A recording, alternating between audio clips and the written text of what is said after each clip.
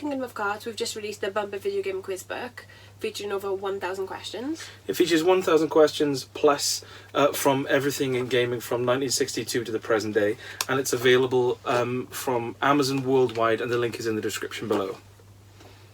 Thank you, and enjoy the video. Thank you, bye.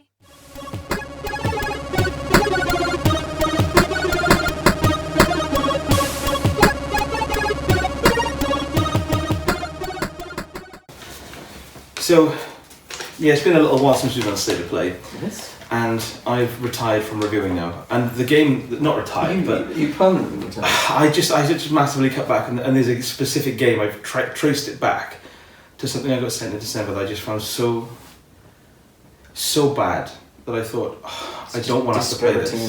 Yeah, dispiriting is the word. And well, of course Christmas, and we went away on holiday and stuff, and I just thought, I might just have a bit of a break from this, because I can't. The thought of sitting down and playing this for like 6 hours is...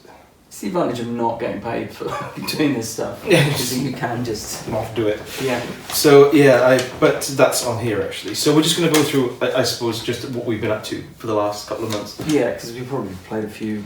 Yeah, because from my side of things, what happened is, I had an Xbox One S for Christmas, off A, which is good, and it's in the bedroom. And what happened is, when I stopped just having to do like 2 or 3 reviews a week, I went back to my true love, which is just playing really fun RPGs at my leisure. So I've been really enjoying the last couple of months of gaming, because I can just sit down and just get massively hip steep into something I actually want to play. Yeah, without any kind of sense of obligation. Yeah. Yeah, because forcing your way through an RPG is not a pleasant experience. No, it's not. Especially if it's a JRPG. Oh my god. I made that mistake before. I accidentally once said, I'll review that, looks really cool, think it'd be a turn-based game. No, visual novel. A 40 hour visual. Did I get through the end? Did I flip?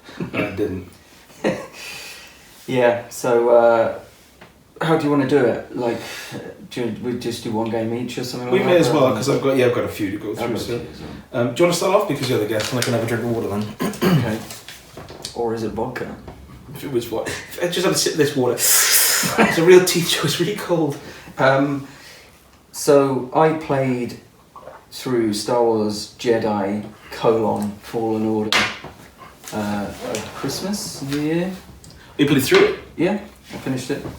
Now, get the good stuff out of the way first. Oh, right, you mean this bad stuff? 1 or 2 items for discussion. It looks pretty. It's a good looking game, and it's got a kind of convincing like otherworldly atmosphere, and the kind of level design is very intricate. It reminds me a bit of like Metroid Prime or something like that, where you work through a level, and then you kind of work your way back through like a different route sort of thing, and it's very intricate. And if you look at the map, it's quite vertical, and like, there's lots of underground tunnels and like. Is it like a linear sort of game? I know nothing about it, so. Essentially, yeah. Third person perspective. Okay.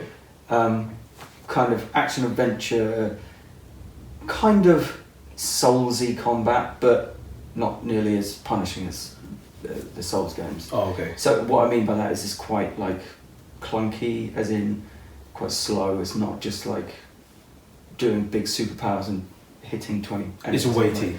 Yeah. Well, weighty combat isn't something I would associate with the Star Wars franchise. No, and it's not something which works necessarily that well. But so there's this. Like, it's a good sense of like architectural scale to things. So like you get these huge structures, and you do genuinely feel like you're in a larger place. I will say before you carry on that what you're saying about the design and the structure, and not to mention the gameplay 2 or 3 minutes into this, reminds me of Alien Isolation. Well, it's obviously a very different game to that, but okay. So you've got this beautiful design, beautiful look to it. But the actual traversal is not good, because the controls are just bad. I mean, it's like really janky and imprecise. And I think part of this is because, right, so the background to it is that this is by Respawn Entertainment. They made the Titanfall games, which pioneered in a way the kind of really fluid parkour style movement in first person perspective. And it felt amazing in those games. You could like run and jump and skip along walls, especially in Titanfall 2. You know, you're just like running along walls, gripping on, jumping off, double jumping, all that stuff. It felt really good. You could just like dart around levels, and it felt like you were skimming through it once you got really good at it. But you never get any of that in this because you got the same basic movement set, arbitrarily walled off at the start. You're just kind of remembering how to do this stuff as you go through the game. Yeah, it's one of them. But yeah, it's like really weirdly janky, and like it never feels like you're flowing through. It feels like there's a lot of like, you know, preset animation snapping to kind of stuff, which just feels really PS2. And that's what really surprises me. Yeah, it surprised me because it's from Respawn that they managed to make something so fluid like Titanfall in first person as well, and yet they can't achieve that in third person. That was the surprising thing.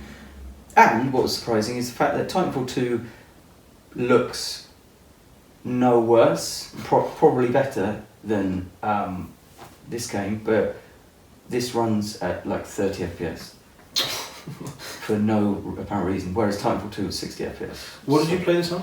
Xbox. So it's not like a Switch where it's... No, there's no excuse for it. There's no... so, I don't know what's going on there. Yeah, so you got the combat from Dark Souls, but again, there's no real flow to that combat because it's really awkward fighting more than one enemy, and you can't really avoid that. Is it with the preset animations? Is it like you do a swing and you're like, I'm going to get hit mid-swing? Yeah, sometimes you'll do like it'll start an animation and then someone will just like come in behind you and say, oh right, I didn't really have any way of stopping that from happening. And then you've got the force stuff, which is obviously like basically a magic power. So you've got like force push, force pull, slow down time, that sort of thing. But which is okay, but it never really combines. It never really feels integrated into the combat, so you can't really combine it to do that very interesting thing. To get a combat, kind of like slash do that back to this. You can't. It's very separate. It's not like you could slow down time, start pushing a couple of people away, and then turn someone else. Give them a kick. Hit that, and then the other guys go flying off or something cool like that. There isn't really anything like that. It doesn't. It didn't feel like there was any way of really combining the powers. So what was the focus of the combat? How do you imagine the developers saw the combat working then? I'm not sure. I think it was like because there's lots of difficulty modes. So I'm guessing that. Which one did you click on? There was it obviously starts at like hardcore or whatever it is, or maybe it's called Jedi or something. Then hard, then normal, then easy, then story mode. And then below story mode, it's just a picture of cockeyed. Click.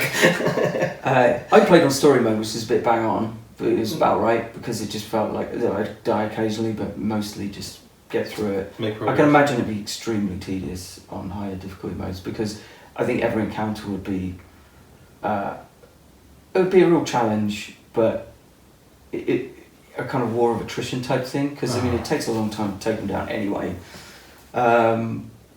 Yeah, so the world building is okay. You get these kind of sense echoes, which is equivalent of tapes or whatever you get in other games. Tapes. Or Eric tapes. The voice acting is okay. Well, it's fine, but the main character is dull. He has literally no personality. There's no charisma there whatsoever. He's just some guy.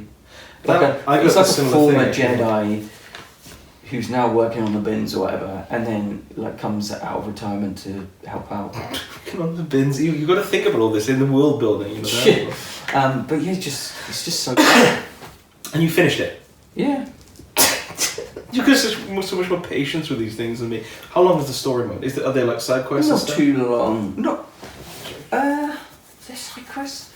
I think you can not so much side quests, which is for the best really, because I couldn't. You wouldn't. Yeah. You didn't all them. There's sort of a few optional side bits, but it's more about like going to the places, getting new powers, like because you have a little pet robot with you, which is kind of cool, and you can upgrade. He's like a drone sort of thing. Yeah, he's like a little mini running thing which like stays on your back, but he'll go off and like hack computers, and you can upgrade him so he can hack better computers or whatever. Can he help you in the combat as well? I don't think so. That was one of the cool things about the stage 2 was you had that. Do you remember that drone on your shoulder? And it would like sort of in the combat you could use it like press a button, it would act as like a minigun or like strap them and stun them, and that was cool because it added an extra layer. Yeah. And if you came against someone who was like super tough, whichever enemy was. As the enemy was like pegging it towards you, you could kind of use all of his ammo to weaken it before it even got to you. So it was just, but then the ammo was quite scarce, so it was a balance out. Like, is the next one going to be even worse, or are there going to be two? So, yeah, I don't think there's any combat. so the Surge 2 is still my hallmark for weighty combat in that kind of genre, because once someone swings a signpost, you think this is going to hurt. Especially when it slams you into the ground. Yeah, and you get up like quite slowly, like, oh, Jesus. Yeah. Yeah, there's a couple of enemies like that in Fallen Order, but yeah. The enemy types aren't that interesting, really. That's the problem, isn't it? The thing is it was one of the problems in another game I'm going to mention later on, is when enemy types are just used or just different colours, and you think, when combat is quite challenging and tactical, what you want is variety in them, because it's really tedious to kind of get to grips with like the patterns of an enemy, and then you just have loads of that type of enemy. Yes. So yeah, it's just, if you're going to have this really weighty, slow-paced combat that's going to be pretty constant, at least change it up somehow. So overall, I'd say that if you're a big Star Wars fan, then the actual world building and kind of lore stuff is probably quite appealing, but as a game, it's not as good as Dark Forces on the PS1. Absolutely not. What is? So I'm just going to go through these. Alright, I'm going to see you later. You're I'm going to kind of go through these in the order that I played them, because I got an Xbox One S at Christmas, and it's in my bedroom, so I got a nice 14 screen in the bedroom, and I've been really getting into playing games for like going into bed like 8-9 o'clock and just smashing them to like 1 or 2, like really comfortably. So I got Game Pass because it was like I got a month for free, and then I quit through. So I basically got it at Christmas. Now I'm not paying anything till May or June. Good, and it is amazing. And so the first game I should have my Gamesfreezer t-shirt actually, which is in the watch. There was last year. There was The Outer Worlds came out, and Rich from Gamesfreezer knows how much I love RPGs, and he said, "You're gonna love this. It's what Fallout 4 should have been. It's kind of got that. It's like a follow-on from New Vegas. You know, it's really, really saucy. And New Vegas and Fallout 3 are my favourite in the Fallout series. And I was really looking forward to it. And I thought, I've got a couple of games again. I was reviewing loads of stuff, and I thought that's a game I'm going to want to put time into. So I eventually got round to it, and I remember seeing the trailers, and it came across kind of like Rage 2, where it presents itself as a little bit wacky and quite funny. And then, of course, you play the game, and everything in the trailer are, to me, the only funny parts in the game. Yeah. So I enjoyed it. I played it for like 20 hours, but there was a few problems, and I haven't made notes like you, which I should do. But so I was enjoying it. But what really killed it for me were the loading times, because, and I've said this to you before, the way I play RPG games is not to. You said I think of it as like a farming thing, where you go to like. So it's first-person RPG, kind of basically like Fallout, but separated over different worlds, of which there's little distinction between. And I don't play RPG games like, I don't go to every single quest marker, then go to another place and basically tick them all off, which you describe as like an MMO approach. Because what I find happens is you go somewhere and you get like someone gives you a quest, and you get another 20 quests on the go in your log, and then I'll go randomly talk to someone on another planet. He'll say, "Oh, thanks for that. Here's this quest, 10 XP," and I'm like, "Well, I've got no context for this now. I'm just kind of randomly doing quests," so it kind of ruins the fun of getting into following the threads. So it ruins the immersion, yeah, because it's just stuff's just happening, and it's kind of, it feels a bit Ubisofty, where I'm just going from place to place. Busy work. Yeah. So what I do is I'll get a quest. Someone will say, "Look, my son's gone missing in this mine. Can you find him?" And then while that's in my head, and I'm like, "Right, that's the person. This is the story." I'll go to that place. And the way that the fast travel works in the Outer Worlds is, you get a quest in one planet. You can teleport. You'll get back to your ship. From your ship, you go to the computer, choose that planet, get off your ship to that planet, solve the quest, go back to the ship, back to this planet, off the ship, back to the quest. This is the fastest travel. So yeah, and of course the loading times in it are quite baffling. Like, they really, really take their time, and Is it like GTA initial load type loading time? Not that, because the things I prefer that, because at least when that's done, it's done. I'd rather wait 10-15 minutes and it be done. Yeah. Especially now you can just put it in rest mode, so you effectively don't have to see it again. And what I played the game for 20 hours, and after about the 15-hour mark, it got to the point where like I said, I use vape, and usually when I'm playing it, I'll have like wine or like a beer or something. And I found myself like loading the screen, and I'd have a few puffs, and then I'd have a sip, and then I'd have a look at my phone, and then And I thought, my God. I've gone through a bottle of wine. I've gone through a bottle of wine and it's just booted up. I'm in the options screen.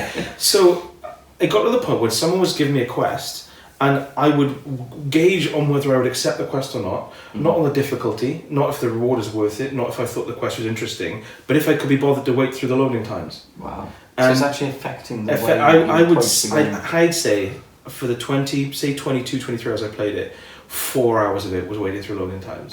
Because of the way I play the games, and I refuse to just change the way I enjoy games because of... So what they're expecting you to do is stay in one place essentially and do all the side quests and stuff. Yeah.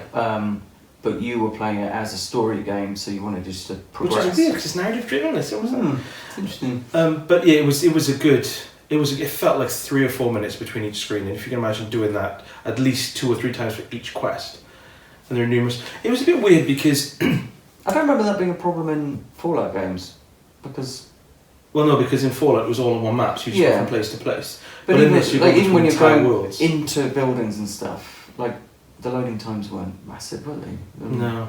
It was a real game breaker for me. It doesn't seem to have bothered many other people, weirdly, but I don't know if they play it differently, the way I do it. But the other thing I found was, it felt like obviously you've got Fallout and you've got Skyrim. Yes. So the 2 big other first-person RPG sort of titles, franchises, and it felt like it wasn't doing its own thing. It didn't have enough personality to really separate it. I enjoyed it. I thought again, I spoke to some people who said that they found the dialogue really, really funny, but for me, it was kind of, you're either for like a humanist or you're for the corporations. Right. And it was very kind of clear-cut, that's it. There was no kind of... very black and white. Yeah, there was no like mixed moral sort of...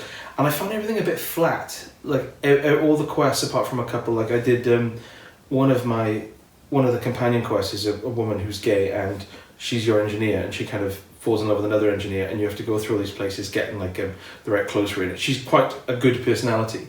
But of course, that ground me down because she was like, it was kind of a joke. I want a lipstick. Oh no, I want to serve this meal. I want to get this drink for it. And it's kind of nice. But then the loading times between all these things completely ruined the immersion of it for me. So I finished, after about 15, 16 hours, I thought, right, I'm not doing my side quest. I'm kind of ready for this to be done now. And I can imagine I probably wouldn't return to it until it was on the next generation with an SSD drive. Yeah, well, apparently the next gen are going to have SSD drives. It's the first time I've ever been bothered by loading times. Because, like I said, because I kind of have a bit of a smoke and have a drink, I'm quite happy for like a couple of minutes in between, but it really affected my enjoyment of it. That's tedious, that is. Right, okay, so what's next? Okay. I played through Arkham Knight again. How many times is that? This is the second time playing. Oh, right. Because I played through Arkham Asylum probably about 4 times, I'd say. I think I've done it twice, yeah. I think City maybe twice. Origins I played a lot. I was going through that. I think I 100%ed that because I did enjoy it a lot. Knight, yeah.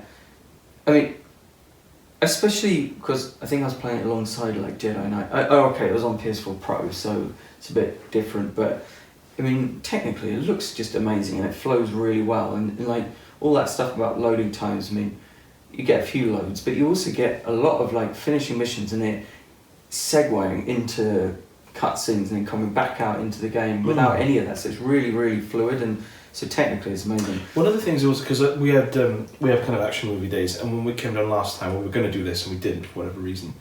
And I watched you playing, I at the time, it was just before Christmas I think, and I was playing Arkham Origins on you, because it was around Christmas, and you suggested it. I'm playing Arkham Origins, and then I came in here and you were playing Arkham Knight, and it's so much busier. Yeah. Like I thought, like when I was looking at... There's so much going on in the screen. Yeah, like when you were in like a hunting section, I thought, my God, that screen is busy. So sorry. The story might be one of the best it's probably the best in the series, I think. The main story.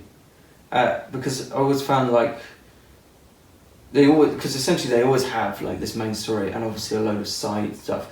And for the most part, all of the side stuff, unlike in like City, where a lot of the side stuff is quite tedious, but in this it's all pretty good, except for the Batmobile stuff, of course, which they go out of their way to make it interesting and fun, but it's really just not.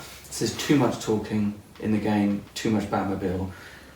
Too much talking. Yeah, because what will happen is pretty much every submission you do, as soon as it's over, Batman gets this stupid arm phone, and like comes up and he'll have another chat with like Alfred. It's like, just let him get on with it, you know, just crack on. He's busy. Yeah.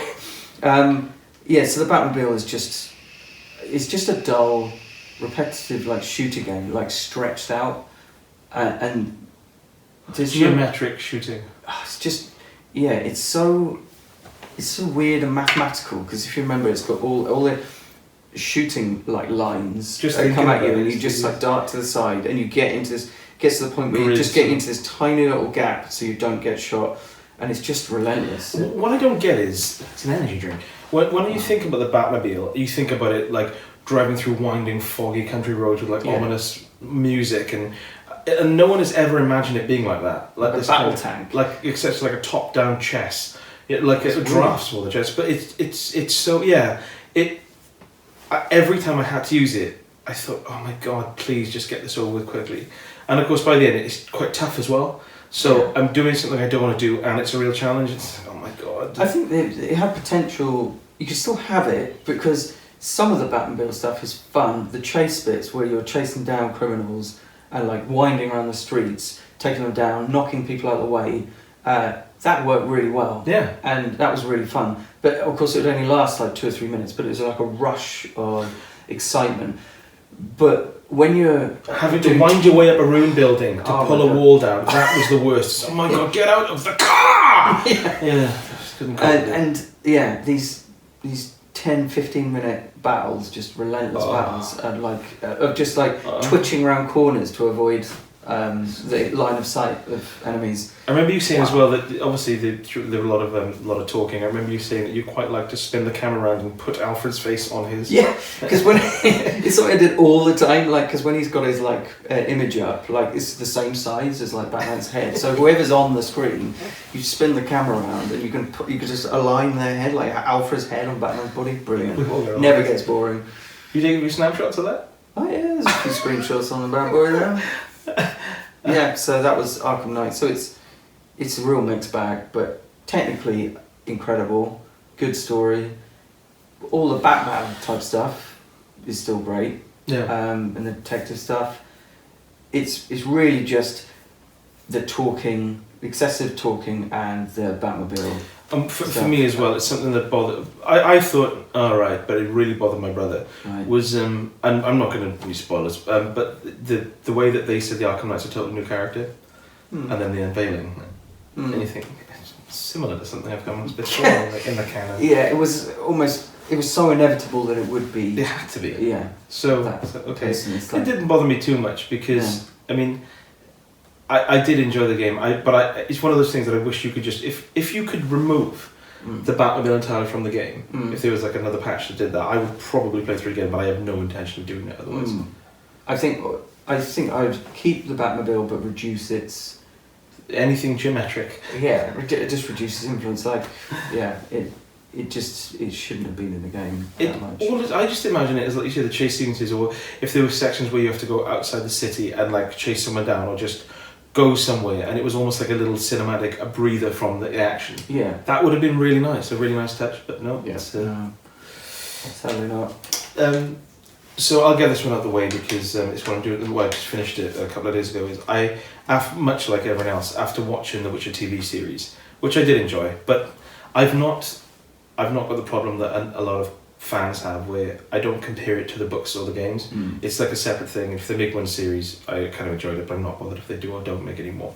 Although I do now fancy Henry Cavill. And I thought, well, I'll just play through The Witcher 3 again. And I've done it a couple of times before. I've done it once fully, and then another time I played it and I stopped when you get to the Red Baron, which is pretty early on, and I just thought, no, I'm not in the mood for this. But I smashed through the whole thing again, and after playing games like Greedfall, which I'll talk about in a bit, and The Outer Worlds, you realise for me how much high watermark is for what I like in games. So I've been playing through The Witcher 3 a lot, and obviously on Game Pass, The Witcher 3 is on there, but the DLC is not. So Heart of Stone and what's it called?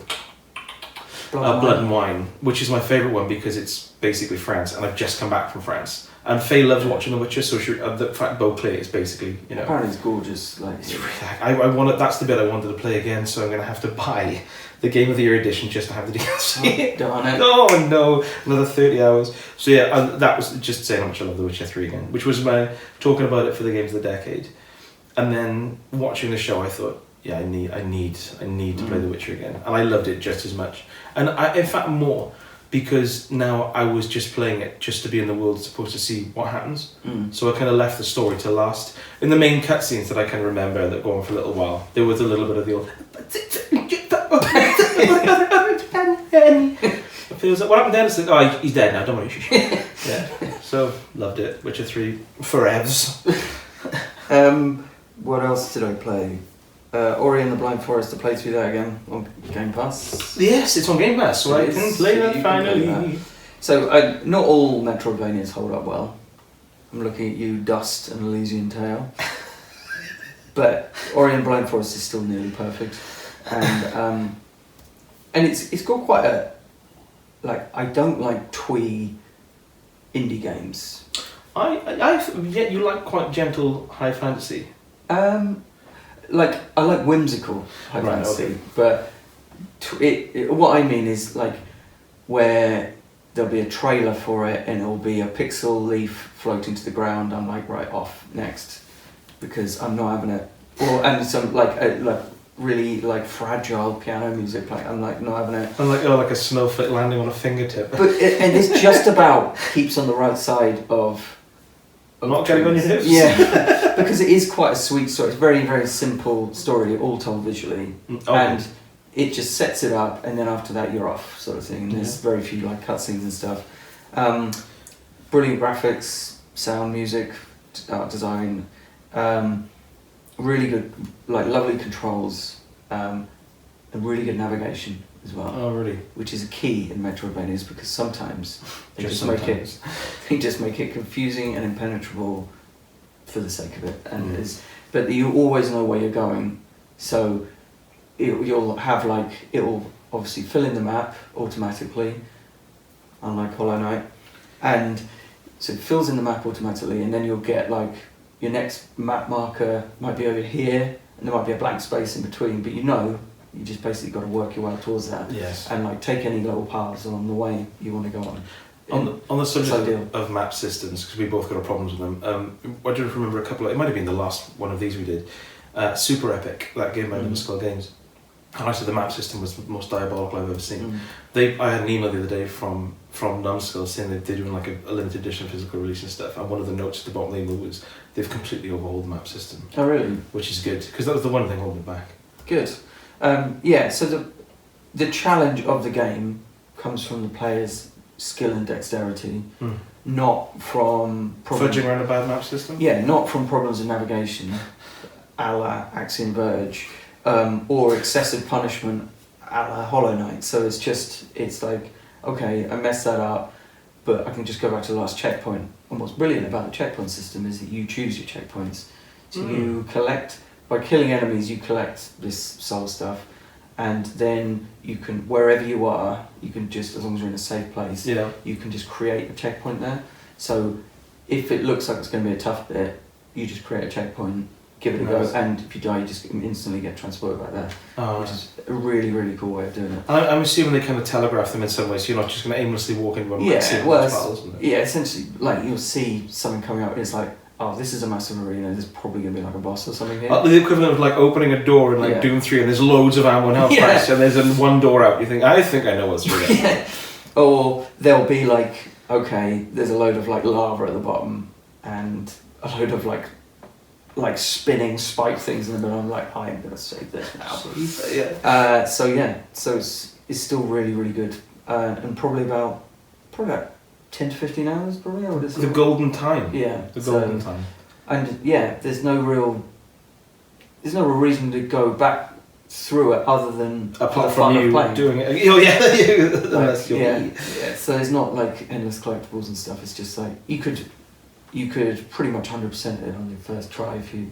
On the subject, it's not on here, but you just reminded me of of games that you've mentioned, I think I should really play that, and that's obviously one of them. I did actually follow the revise because it was about 5p for some reason on the PS4 over Christmas. Count Luchanor. Oh yeah. Really like that game. It's so creepy that game. It's so simple and creepy. When it started off, because there's no running, just kind of this, and it's like really twinkly music, and you just like, you know, you argue with your mum and you leave to find your own life, sort of thing. It takes a turn fast. Yeah. Like, it was really dark because Faye was putting together obviously the Lego Central Perk at the time, and every now and again she'd look up and say, "What's that sound?" And I say, "It's really buzzing." It's like a really like slowed down the crying goats. lamb sound. Yeah, it's okay. So yeah, there was a lot of moments in that game where you think, "Oh right, okay," and it was just really surprisingly dark and really focused and really well written. Really neat little pixel art survival horror. So you should definitely check out Count Luchanor. So that was so. Oh, and on the topic of Ori, because obviously Ori and the Blind Forest is on Game Pass, but Ori and the Will of the Wisps is out. The sequel is out March, I think. Are you gonna book a day of work? Probably won't go that far, but but obviously it comes straight to Game Pass because it's Microsoft, isn't it? So it's day one. No! So you're just gonna smash into that? I'm smashing it all up. I might have to maybe like in February I could play through Yeah. the first one and then lead straight into that one. Good. Yeah. Yeah, can I quickly move on if that's cool? Yeah, go for It's a brief one. I'm going to get this out of the way. Pathologic 2. The problem with the original Pathologic, which I think is like a Norwegian game released in 2005, really like heavy duty existentialism, like rich with really abstract meaning. The problem with it was a really good idea that was completely marred by like technical problems and limitations. So 15 years on, they've released another game which obviously been crowdfunded and it's taken them about 4 or 5 years to come to fruition. And what's interesting is the problem with it, it's a really interesting idea that's marred by technical limitations. Oh. So I was... Where have I heard that before? About 10 seconds ago. When I was playing it, because I've been really looking forward to this, and when I was playing it, I thought, I'm really not enjoying this. And when I went online, there was a lot of people saying that, you know, the game is, the problem is that, the story is that you're a doctor, your father's died, you go back to your kind of hometown, which is just really weird and just very Scandinavian, and you kind of get sort of framed for his murder. They think you've killed him, and you're trying to solve the crime as people are kind of turning on you, and the city is split, the town is split up into these segments run by different people. Like there's a group of like sort of children at one section, and it's all different things going on, and there's like a really creepy abattoir you can't get into. And it's all on paper sounds really intriguing and good, but it's completely bogged down by its own really intrusive gameplay mechanics. So you've constantly got like a thirst and health and tiredness meter that's just constantly going down. And when it was originally released, people just said, look, I want to get into the story and understand it, but I can't because I'm constantly just trying to survive and I can't go off and I'm really, really peaky. So then they and it was obviously the publisher saying, can you release a simpler mode? And I think it's Ice Pick Lodge, really reticent to do it, but they eventually acquiesced and did this sort of, they said it's not a story mode, but it is, it just makes it a lot more easy, you know, the meters don't go down as quickly. But the problem isn't that for me. The problem for me was just the constant reuse of character models, the constant loading, the really dated graphics, and the fact that it's so obscure, everything is so dense that is said that you just think, what is happening? Like, what is happening here? And it got to the point where the technical side of it, there was the combat in it. Obviously you see your fists, which is always good, and people come at you and you just take turns to punch them. You can get like knives and stuff, but they're really hard to get. And the problem is the combat is so bad that, and when they beat you up and knock you out, you wake up, and of course where you've been unconscious, all of your meters have gone down. So then you're like, oh, I know I've got to deal with that again. And I got into a loop where 3 guys jumped me when I was walking on the street, and they beat me up, and then I woke up and they were still there. So of course, because my health is at a quarter, they would just knock me out again. And then I wake up and the same thing would happen. And I just thought, an infinite death loop. F this. Like, I am done with this. Because I thought I would rather watch someone play this and it cut to the key points in the story. But I don't think it would make sense. I think it's so fragmented that I think it's kind of like a David Lynch thing, where you're playing it thinking, is this really linked? Is there really an underlying narrative? Or is this just weird, and then it's like surreal moments, and if you don't get it, then people say, you just don't understand it.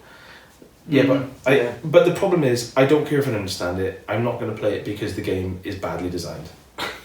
So not fun. No, they can talk about, and one of the directors of Ice Pick Lodge, there's an interview online where he's talking about search for perfection and all this stuff. What do you think? Have you played your game? By the way. So yeah, I'm done with it. Which is sad, because I did wait like 12 years to play this, but I'm quite content to just think, for me it was just a failed experiment. That's a pity. Yeah, it was a real shame, but it's baffling. And it can't be patched because it's just fundamentally... Because it's fundamentally broken. Yeah. Jeez. That's full on. I played through Tron Runner, but I love Tron. And the lack of good Tron games is just a war crime as far as I'm concerned. It's Tron Run /R, of course, because that's... Oh my god! It sounds like it should be an auto runner or something, and actually, in a way, it has got auto runner elements to it. Now, it's got two elements to it, and it's all like third-person perspective, and so you've got an on-foot auto runner part where... It should be really easy to make a good Tron game. Yeah, and it is a good Tron game. Oh, sorry, I'm just thinking of past ones. Yeah, so it's like, and so this is the auto runner part, because you don't have to like obviously accelerate, but you're running along, and you've got different moves, so you can... Is it single player or multiplayer? Single player. You can obviously sprint, and you can do like a slide, you can chuck your disc to take out enemies, you can wall run, and you can like skate along these like things. But yeah, it's really cool. It runs smoothly. It can be blasted through in about 2 or 3 hours, and yeah, it's really cool. And the other part is the driving part. Obviously, you're on a bike, so that's more like a regular type racing game. But it's all to do with like picking up collectibles and getting the best time, sort of thing. So it's very arcadey. And you do like these kind of rhythm snappy arcade games as well. Yeah, and it feels a bit rhythmy. And definitely a word, by the way, rhythmy. Yes, and but I was worried that it might feel like a kind of mobile game, but actually it's much more intricate than that. Especially the actual on foot running stuff. But yeah, if you're into the Tron universe, then well, it's ideal for video games, isn't it? Because it's essentially a video game stuff. So. Yeah, so which is why it seems surprising. Because I remember, was it Light Cycle, the original thing where you just do lines top down, like basically 2-player Snake, which I played that on the, I think I had a Vision Amiga, like far more than I should have, and there should be a version of that for the Mega Drive, really. Yeah, you can imagine they could make a really awesome racing game out of that conceit, the idea that you'd be able to like lay down a kind of track behind you, which would be dangerous for others, and like corral them off the track and stuff. That'd be pretty cool. Yeah, there's a bit of that in Sonic Team Racing, by the way, which I've played quite recently. That's which is quite a neat idea, because obviously it's not as good as Sonic and All Stars Racing Transformed. What a game! Better than Mario Kart. That's an argument for another day. But because it doesn't have any of the, it's just karts for a start. But it does have a quite cool conceit, because you work in teams and you kind of leave a trail behind you, and if your teammates can kind of get onto your trail, then it gives them a boost, sort of thing, so you can slingshot off your own teammates, which is pretty neat. And you can like hand each other, if you don't like your weapon... Sonic Team Racing after Transform? Yeah. Oh, so you see that. So if you pick up an item box or whatever and you don't need it or whatever, you can hand it off to another teammate and it'll just transfer to them, sort of thing. But that's got this kind of thing where you're driving along, you can pick up certain item box which leaves a trail of like destruction behind you, so if there's someone behind you, you can like leave a trail which they can't like push past, sort of thing. So it's got that kind of Tron like element, slightly different style. Slightly different visuals. So what else? Sounds good. We've got a few left.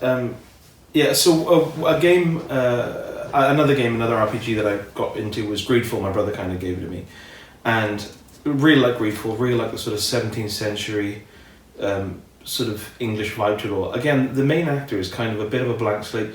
Talks like this, and is a little bit generic, but it kind of works in the game because he is sort of a merchant legate called Dissate.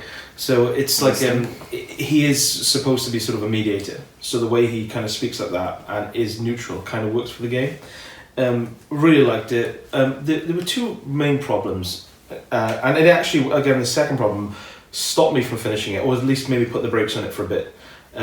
And the first problem with it was the combat is fine. The combat is like, it's kind of, you can switch between like sword play, gun play, and like magic. So it's quite cool, and you always have two people with you who kind of join in, and I actually have pretty solid AI and help out. But this like in Dark Arisen. Which a game which I am playing through again at the same time. You get pawns, don't you? Yeah. So and that's a really nice aspect of it. But the problem is the combat, and this is weird, right? The combat is invisibly walled off. So you'll go into an open space and a load of like monsters will attack you, and you'll be halfway through the battle, and of course you're rolling and dodging. Yeah. By the way, if you go on that, if you press back and dodge, he does kind of a back half handspring, and it's so satisfying. The animation, it reminds me of Gabe Logan's role in Siphon Filter, which is high praise. And I was doing it thinking, my God, that looks so cool. Anyway, so the combat's fine. So you'll be doing stuff, and then you'll be rolling out the way, and all of a sudden, the enemies will just walk back to where they came from, and everyone will just stand next to you again, as if the fight's ended. No. And I thought, what? And then I'll take a few steps forward, and they'll come back at me with full health again. Whoa. And I thought, what? So there's this like invisible arena around me in this open world.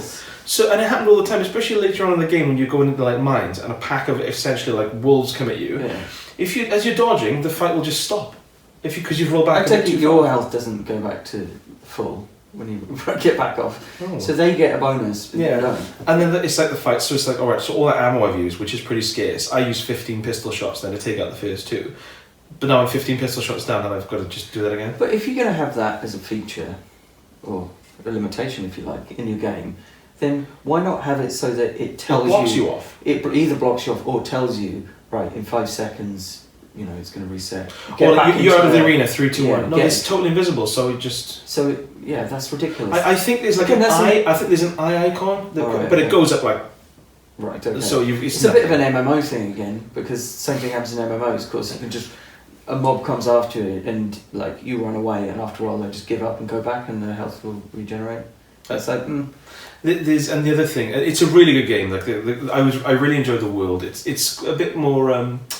Again, what it does to ease on the loading times is when you go to like different area as it's loading, it puts you in this sort of as if you're like a campsite with a merchant. So you can, and it comes up with a loading bar on the corner and tells you when it's done, so you can just move on. Right. So you can take that time to like chat to your people. Maybe you always got crap to sell and buy. Change your inventory around a little bit. So that is a nice way of. That's a nice touch. Giving you something to do. But the problem I got is I really enjoyed the story. It's kind of a nature against industry sort of thing, and it's a well-worn trope, isn't it? So, but it was fine. You're going through it. It's like a nice kind of 17th century, tricorn hats everywhere. Good. And then as I got to the end, and it was clearly on its final push, I defeated what I assumed was the main boss, and then it just carried on. And I realised, because I was like, well, I'm kind of ready. It built up to this ending, and then it just tacked on a few hours. I thought, well, and then it gives you a load of side quests, a load of busy work to do. I feel like I'm done. And I'm like, yeah, well, I want this to be done now. So, okay, and then I felt like I was just going from place to place to just, it's like, oh yeah, you've defeated him. Now you need to speak to this the soul tree. Where is it? It's up there. But you need 3 seeds, and they're scattered. And you're like, oh come on, just open the door. So it completely ruined all of the momentum. Yeah. And then it started. It leaves you with a bit of a sour taste as well. Yeah. I feel like I've triumphed, and yet. And now I've got no reward for it. Yeah. And what broke it for me was the main boss is this kind of flying demon bird thing, and I took it down, boom. And then when it said, oh, you have to go and get a seed or whatever it was, I went off, and the thing that was hiding the seed was the same boss I just killed with a different name and a different colour. And it was just much harder, and I thought, oh, you've added this in to artificially extend the game. Yeah. And it put such a bad taste in my mouth, like you said, that I just thought, I'm done with this for a bit now. It really got on my nerves. That's disappointing, because it could have been awesome if it just stopped there. And the company that made it, Spiders, I've followed for like a long time, and they've done a lot of games that you can see that their budget has really hindered their kind of creative vision. And this was finally one that I kind of felt proud. They were like, oh my god, you got this game, it's really well reviewed. You've obviously had these good ideas that have finally come to fruition in this, which feels a bit like the Gothic games, could roll on to like a new the Risen games, which are after the Gothic games anyway. That kind of vibe is very much like Risen. And then the end of it stumbles. You know, there's nothing wrong with trimming a couple of hours off or streamlining it. It doesn't have to be 40 hours. It reminds me of my experience with Xenoblade Chronicles 2, because in that, again, defeated the final boss, which is really tough, felt like a really long, arduous battle, but defeated him. You're thinking, right, okay, boom, and it saved the world tree sort of thing. This is like a massive... Another tree, exactly. And it's like, that was a big moment of triumph. But then the game's not done with me. The game is not done. Instead, what happens is then you go through the series of really tedious battles where you have to like fight everyone in your own like party. Oh, like Double Dragon. Yeah. So you've got to, and one by one, and I think there's some limitation, like you don't get, your health doesn't recover or something between them or whatever. But obviously it becomes it's essentially a boss rush, but with all your characters, so you fight again. It's like, why? You're just thinking of a way to extend this beyond the already 75 hours or whatever it's taken to get here, because it's JRPG. And yeah, it meant that what could have been an awesome triumph and like really building up to this big crescendo and like maybe a couple of cutscenes, probably about 20 minutes each, and to finish it off, instead, I feel like I'm being asked to do overtime, and it just wasn't fun. And I was like, okay, so now I remember that game for annoying me rather than actually give me a sense of triumph. Yeah. It's weird. It's really weird. What you don't want as a game comes to its natural conclusion is a load of busy work. Even if it just moved on and there was like a few bosses one after the other, just stopping it entirely and then taking away all that satisfaction, all that kind of adrenaline you've got, and then making you just sit through a load of loading screens and just walking through a load of fields to pick up something that's basically a MacGuffin. Yeah, if you want people to keep playing, then just say, right, okay, the world's opened up now, you can go and get all the secrets or whatever. Don't continue the story, make it out like this is an ongoing narrative, because it's not. I don't believe you. You're lying to us. Your turn. Next is Yooka, Laylee and the Impossible Lair. Oh, yeah, okay. So this is a sort of sequel, spin-off to the original Yooka, which I didn't like very much. Probably because I don't have any particular nostalgia for 3D collect 'em up things from the N64 era. I thought they were quite boring then. It's still boring now. So and when I think of collect 'em ups, I just think of games like James Pond on the Amiga, where you're just going around. There's no map, and you just wander around collecting stuff in like a baffling labyrinthine world. It's massive, that game. Although of course it has the classic cheat at the start. Oh yeah, we have to collect CDs. What is it? Cake, hammer, earth. Yeah, apple. Tea. What is tea? Can't remember. Anyway, but yeah, you spell out trifle. Yes, maybe. No, couldn't be. No, I'll have to find. Anyway, so yeah, I found the original ukulele oddly charmless, partly because of the gameplay, but also the humour I just found was it was deliberately dated and like just. And you work for Ray. It was just bad puns, and it was like, this is annoying me, and it was a bit. Maybe it's because it's a bit too British. It just felt a bit like bad pun-based British humour, and I was raised on that, and I don't want it in my games. But anyway, and the kind of self-conscious wackiness of it all. Oh yeah. And the really tiresome double entendres. Anyway, that stuff is still there, but the difference is it's a better game because it's much more focused. Instead of being kind of like riffing on Banjo-Kazooie or something, this is ripping off, if you like, Donkey Kong Country. Right. So it's that same, especially Tropical Freeze. So it's like side-scrolling, kind of quite tough platforming, 2.5D, I suppose. That sort of thing. And like obviously you've got your friend. I can't remember which one's Yooka and which one's Laylee, to be honest. But anyway, you got your bat thing, which will help you like glide across stuff. It's still got like so the 2D platform bits are fine. Mm-hmm. The overworld stuff is still a bit tedious because it's like it's just they're quite simple puzzles to like unlock the next bit, but sometimes obscure enough that you're like, I just want to move on to the next level. I just want to get onto that next level because right. Yeah, it's not particularly interesting. It isn't anywhere near as good as Tropical Freeze, which is obviously amazing. Yeah, the music, all the Donkey Kong music. Well, I think it's David Wise doing the music again, so good. But again, not as good as Tropical Freeze for some reason. The controls are too imprecise in Yooka-Laylee, and the collision detection isn't brilliant. To be honest, that's a bit of a problem. Collision detection in modern games, if they're not good. It's not great. And you get into this weird situation where, because when you get hit, you lose, like, the bat thing she'll fly away and fly around like Baby Mario in Yoshi's Island, and so you have to jump and grab her, but she's flying around randomly. That's really annoying. So she's flying around randomly and you have to grab her, because if you don't grab her then she just goes, and then you're completely screwed because you can't, you're so limited in what you can do without her that you might as well just kill yourself and just go back to the last checkpoint. So there's no weird, it's a weird situation where it's like, right, I've lost her, so I might as well die because I'm not going to be able to. Do you reckon that's an allegory for marriage? Yes, definitely. I think that's the deeper meaning they were searching for with that game. Now, the final thing I wanted to mention about it is the actual impossible lair itself. So the concept of the game is that you can go to the final level, this impossible lair, from the very start. Right. So you can try it out. Kind of like Breath of the Wild. Yes, sort of. However... Definitely so. It absolutely 100%. The problem is that what the impossible lair is a really, really long level, difficult level punctuated with boss battles.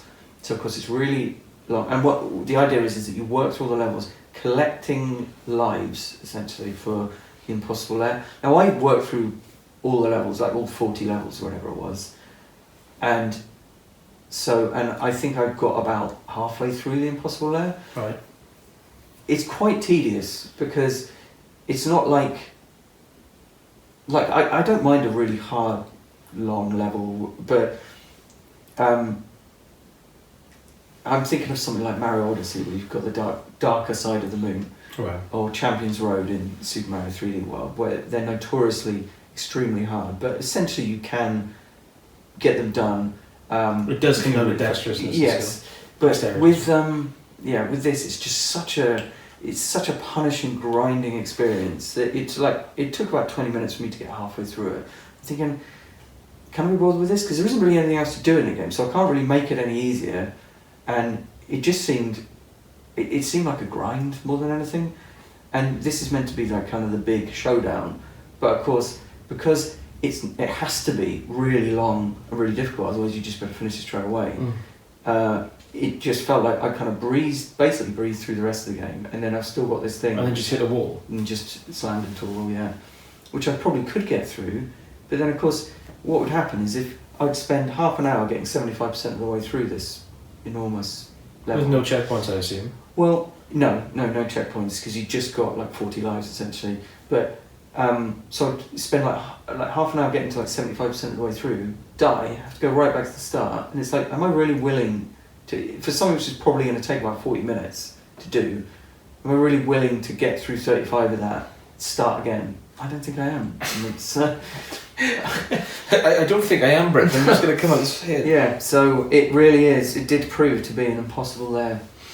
You haven't sold that to me, but then I'm the same as you. I didn't really have an N64, so it would have to be a really good game for me to think, oh, I'll give that a crack. I think there's no real reason to play it over Tropical Freeze, something like that. Like, I'd rather play Tropical Freeze or Rayman, or I suppose if you play through all of them, it might be alright, but it's just not quite as good as them. Well, I've got 2 left. How many have you got? 2 left. Oh, nice. What time is it, by the way? It is. We've got 11:15. Maybe we should. We'll hasten. Yeah, go on then. So really quick, I'll just smash through my 2 and then you do 2 because mine are pretty quick. So I had a game, received a physical copy of it on the Mega Drive called Devwill Too, which came with like a nice note from the developer in it as well. So this is by Mega Cat Studios, an American company that do like kind of homebrew games. They did like Coffee Crisis, and they usually release the game on Steam and then do like a physical release on like SNES or Mega Drive, whatever. So I got the Mega Drive version, and I am a Mega Drive collector, so that's an awesome little jewel in my collection anyway. But the game is really weird because you play a homunculus, like a fetus effectively. It's like a blob with a forked tail, like all fetuses. Feti? Fetuses. Feti.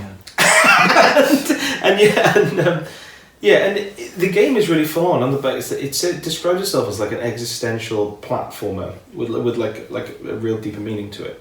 And there are these really full on cutscenes in the game about like people being burned at the stake and things. It done in like a really hand drawn kind of in a good way, amateurish kind of sort of style, which I really liked. But the game itself boils down to like a really basic platformer, and you can finish it in about an hour, which again is fine for like a homebrew game. And the collision detection is pretty good in it, and it's, you know, you go through different screens jumping on, you get like a bonus if you bounce on more than one head at the same time, you know, bonus combo and stuff.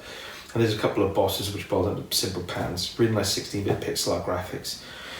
But it's a tough one to recommend because at the moment there's no digital only release, it's physical only. So you'd be paying like $50 for a game on the Mega Drive that you can finish in an hour. And it's got great music, and it's got like a little jukebox thing on the menu, which I do generally use. Like I look at use side pocket to listen to music and stuff. But if I was reviewing it as if it was a Steam release and it was like a couple of quid, I'd say this is a good entry level. It's like that game, not Minute, the one with the cat, the single Metroid game. Roboto. Yeah, that kind of. But obviously, this is a 2D platformer, like an entry level, fun platformer that's quite brief with like interesting cutscenes and a nice undercurrent of the narrative. It's hard to recommend that at full price. So it's if you're a Mega Drive collector, you'll have a little look at the trailer, and it's a decent little platformer. But I would personally wait for a digital release. So you'd probably be alright, you know, if you just happen to rent it from Blockbuster one day. Oh yeah, which can happen because it is 1992. Oh yeah. And there's another one I was going to mention, Kingdom Come Deliverance, but I'll leave that till I've spent more time with it. And the last one is just the absolute never-ending genius that is Lego City Undercover.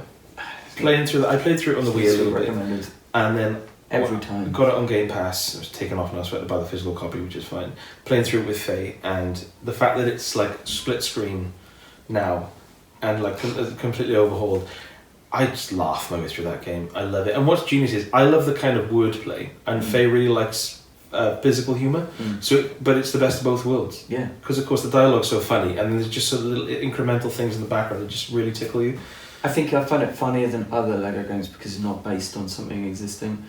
So you don't need a knowledge of like Star Wars or Lord of the Rings or whatever. Although it does kind of reference pop culture. But it's essentially its own thing, and yes, it's almost like it references like GTA, references like noir movies and stuff like that in quite a clever way, but it's also completely ridiculous, and it's just hilariously funny. It's one of the best written games I've ever played. Absolutely. And the very, very final thing, and I'm going to be really brief with this, is this is the game that broke me. I got sent DayZ to review on the PS4, which is a game I've kind of big fan of stuff like 7 Days to Die. I've been looking forward to playing DayZ for generally probably like 7 or 8 years. And it is one of the most broken, tedious, slow game. Surely. The pop-up in that game, honestly, the game loaded, and I thought, when I first turned it on, chose my character and it booted up, I was on a beach, I thought, God, this is really bland. No, if you wait 2 or 3 minutes, the tree, there's the mountains, and it's constant. I love it when you're like staring at texture in a game and you're just thinking, is this it? Is this it? There it is. But everything's like that, and not only is it really slow and just boring, a boring grind, and just completely impenetrable at the start. You have to go online to work, get like a top tips to start. So you're just like, what am I doing? But it's really aimless, and it's quite boring geographically, and every single person because it's obviously an online game, is just awful. It's like the game base just absorbs the worst of everyone online and puts them in that game. So it's like the YouTube comment section. Yeah, it's the YouTube comment section of video games. Apart from just being killed, or like if you start the night, you've got like a flare you can use which does nothing, and you're wandering along, you hear a zombie and it just kills you because you've got nothing. But every single person I met either killed me straight away, or followed me doing running around me and jumping, doing stupid stuff. And then when I found saying homophobic slurs that I've turned off, if you listen to the microphone. And when I found like a rucksack with a gun or whatever, the moment I got through, they killed me then. So I just thought, no, I'm not playing. There's an expansion pack called Livonia, and I did a little bit of research into it, and apparently it's just slightly different terrain with a majority of used textures from the original game. So they've just rejigged. And that was the game that made me think, I'm done with Room for a little bit, I think. I'm not willing to play through this Right, so that was the one that broke you. Yeah, DayZ on the PS4. My last two, Resogun, Housemarque, twin stick shooter. Yes. It's the one which is like around in a kind of circle. Oh, like Super Stardust, is it? Yeah, so like, it's not like a spherical thing, but it's just the Defender basically, but you can kind of see the other side of it. Yeah, I played that with Chris for a while. It's a really good Housemarque are amazing and they make the best shooting games. Full stop. The This fact that is they're true. not making them anymore is It was really sad. disgusting, yeah. It's a disgrace. Anyway, yeah, it's essentially a modern version of Defender with those beautiful voxel graphics, so it's just total chaos. Vauxhall or Peugeot? Wow. Yeah, really smooth, brief, but replayable, because like you just work through the main campaign in 45 minutes an hour, and then do it again on a harder mode. Slightly vague rules in terms of how you're meant to engage. Like, I'm still not sure really how to make sure I save all the humans, because of course it's like Defender in that way, you know, stop the humans from getting killed. Not really 100% sure on what I need to do to achieve that, other than just going around shooting the hell out of everything, but that's fine, because that's enjoyable. But yeah, really smooth, really tight controls, looks gorgeous, replayable, good. Housemarque. I wish that someone was doing the good work that they started. I just want twin stick shooters. Yeah. Local co-op twin stick shooters, please, forever. That's all I yearn for. And finally, I've played a few hours of Mafia 3. I've just started that. Yeah, which it seems like it's got a really genuinely engaging story in it, which is unusual because normally in these games it's just like whatever. I've got a tiny story after you got Mafia 3. Really like the voice acting, love the setting, late 60s. Louisiana? New Orleans, with loads of awesome rock and soul music. I mean, it's kind of obvious music, but it's absolutely It's fine. good music, so yeah. it's good. So it's, all that. What I really like about it though is the fact that obviously you're a black protagonist in a racist place, and what I find really fascinating. It's not so much the overt racist bits where people They really lay into it, yeah. but it's more like when you go up to you drive up to a house or something, there'll be a security guard and it's just his tone of voice and stuff, and he'll call you boy and stuff, and it's like nah. And what it really does well is brings across that sense of just being constantly in danger because of just social attitudes, and it really puts you in that place. So I think it's actually genuinely got a good it has a good function of making you empathise with someone who is regarded as an outsider or a lesser form of life, if you see what I mean. I mean, the gameplay is kind of rudimentary, but in a way, with a kind of cover system, shooting, driving around. But in a way, you kind of, I guess with these big open world games, it's more about the world building and where that rudimentary gameplay can be fun in the world. And I think as well, because much is in Mafia 2, because it's set in an earlier time period, the stylings of the driving mechanics as kind of slow and weighty, which is, I really like that. It feels a bit like the old driver games, where he's skidding around corners, Yeah, back end. really back end, swinging up, yeah. And it seems really nicely well researched, in an LA noir type thing, where it feels like a real different era. I do wonder whether we're going to keep seeing these sorts of games, because I don't know how well it's sold, but it seems like there's an awful lot of effort that's required to go into a game like this, or LA Noir, where you're building a world. You're not just building a city, this whole world, but there's an extra layer of research they've got to do about the era and stuff like that, so it must be such a massive undertaking. And I don't know, my fear is that the next GTA will just be another modern day thing, whereas I'd love to see GTA or something go back to the 70s or something like that. 70s, late 70s New York or something. It'd be amazing. The one was really grubby. Yeah, really disgusting. Really grubby. Basically the Warriors. Yeah. So that would be awesome. But it does make me wonder, because I'm not sure that it was a massive hit. I don't think so. Yeah. Although everyone I know who's played it has enjoyed it. Yeah. I went into CEX, I'm not calling it sex, before Christmas, and in the window was I bought it for Faye. Was it Faye? Was it for me?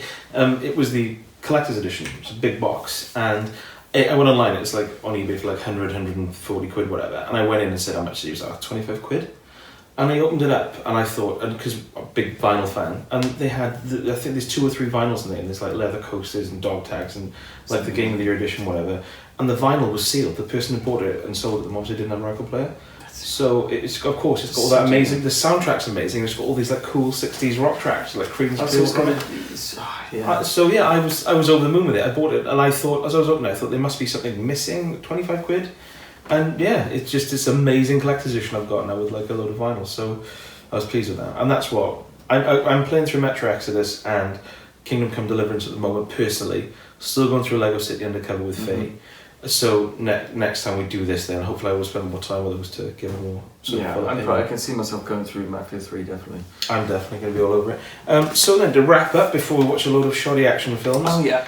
We say game of the week, but you know it's game of the episode. So game of the episode for me.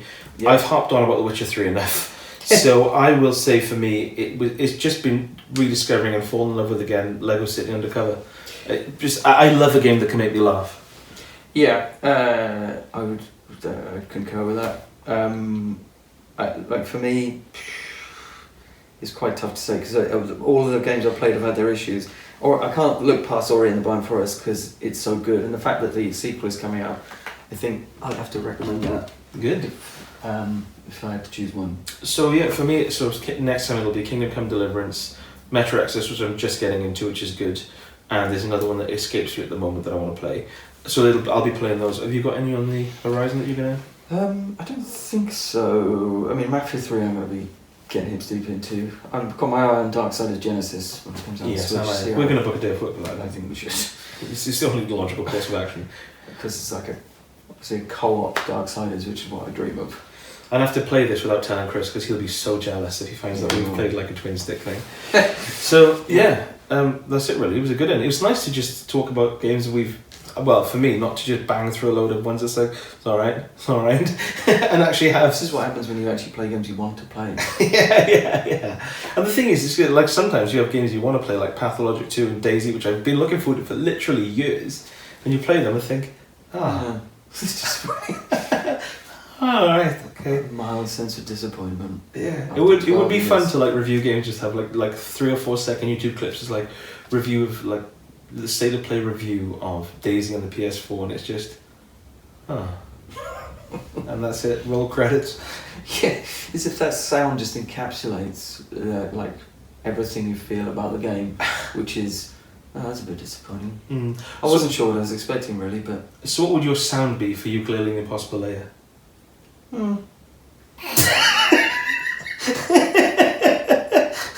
Yeah, brilliant. I just want to do this. So mine would be like Witcher 3 would be like, ooh. And then Lego City Undercover would be like, ha ha ha ha. Greedfall would be, Outer Worlds would be, yeah. We should just do this and save ourselves a lot of time. So much quicker. Not as in depth, admittedly. Yes. Fallen Order would be, Yeah, that is a shame. Yeah. Arkham Knight, Ori and the Blind Forest, Saucy. Tron Runner. Ooh. Yooka-Laylee. Resogun. Mafia 3. Oh, that was a good one. I like that. Yeah. That was like, yeah. So, yeah, I'm done unless you've got anything else. I've got nothing else to say to anyone. Wicked, we can watch some C. Thomas Howell action films now. I can't wait. C. Thomas Howell.